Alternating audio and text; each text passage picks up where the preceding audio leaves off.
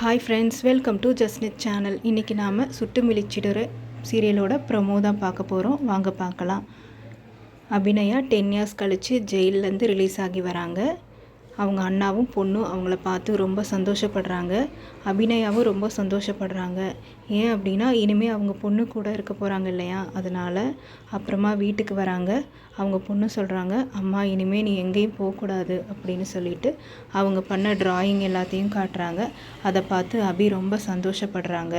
அதுக்கப்புறம் எல்லோரும் சாப்பிடும்போது அபி கண் கலங்குறாங்க. இந்த மாதிரிலாம் சாப்பிட்டு ரொம்ப நாள் ஆச்சு அப்படின்னு சொல்லிட்டு அப்புறம் பொண்ணுக்கு சாப்பாடு ஊட்டி விட்றாங்க. அதே போல் அவங்க அண்ணாவும் அவங்க தங்கச்சிக்கு ஊட்டி விட்றாங்க, அதாவது அபிக்கு ஊட்டி விட்றாங்க.